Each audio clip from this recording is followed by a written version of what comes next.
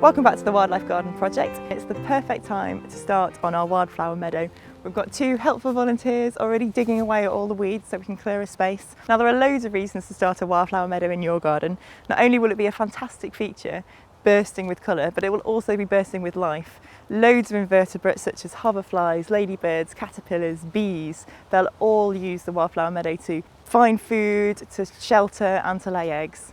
Birds, such as finches in particular, will use the seeds as food, and plenty of other birds will feast on all the insects that have come as well.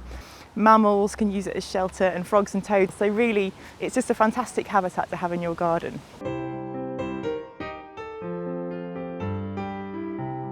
Early autumn is the best time to start your wildflower meadow, but you can sow in April as well. It just means that some of the seeds might not germinate the first time round because they just need those cold winter months just to break their inbuilt dormancy.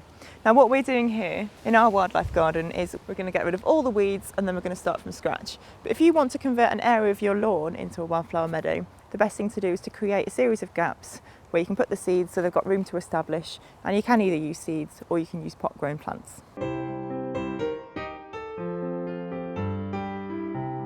So the thing to remember about wildflowers is that they favour soil which isn't very fertile. So if you know your soil is particularly fertile, there are a couple of things you can do.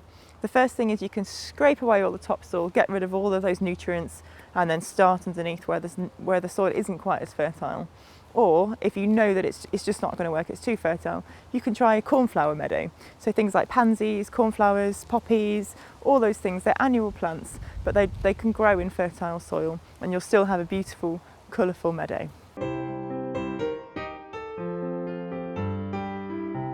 So when you're choosing what to plant in your wildflower meadow, it's a really good idea to find out what's growing in the local area because it's really nice to plant local species. But there are quite a few common species as well, things like oxeye daisy, red campion, field scabious, yarrow, lady's bedstraw.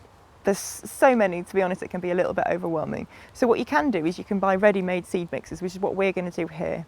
We're going to create 2 separate areas. We're going to have a spring meadow and we're going to have a summer meadow. And the benefit of doing that is that we'll have a longer flowering period, which means a longer feeding period for the insects and birds.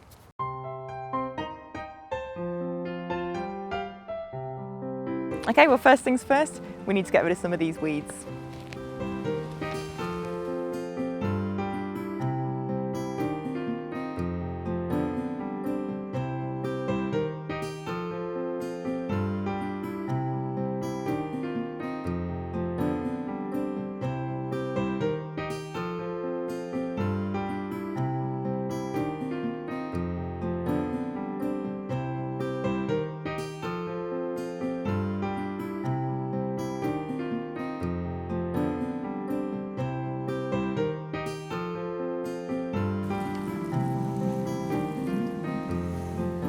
So you must remember, keep your wildflower meadow well watered, and then after that the maintenance is really easy. Just twice a year you need to mow your meadow, once in the early spring and then again in the autumn.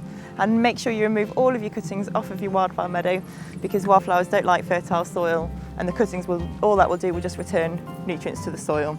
So now all we have to do is wait.